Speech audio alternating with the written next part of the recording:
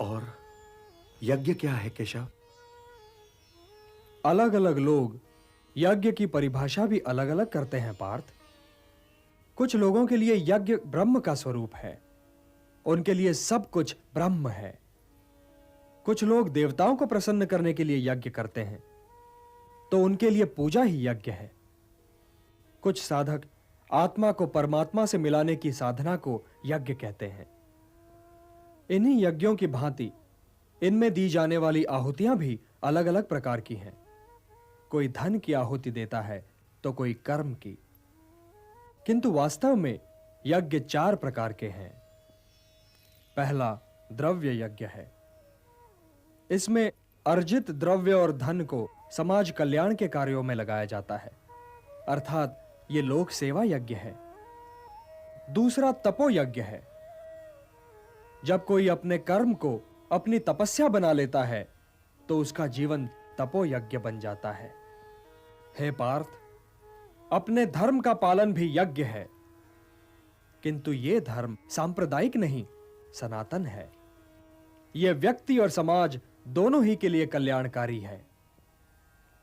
तीसरा यज्ञ योग यज्ञ है।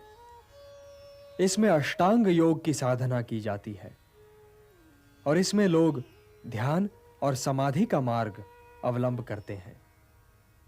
प्राणों का प्राणों में हवन किया जाता है। चौथा यज्ञ है ज्ञान यज्ञ।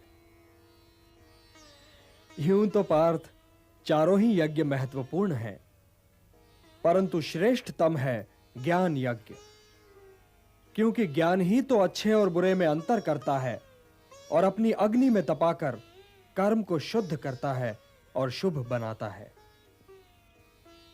ज्ञान ही तो कर्म के उत्कर्ष का चरम बिंदु है और ज्ञान ही तो तुम्हें मोह बंधनों से मुक्त कराएगा पार्थ।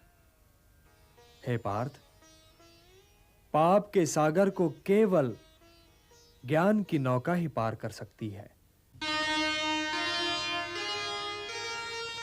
कर्म करो तुम ज्ञान से, श्रेष्ठ ज्ञान है धर्म। कर्म योग ही धर्म है, धर्म योग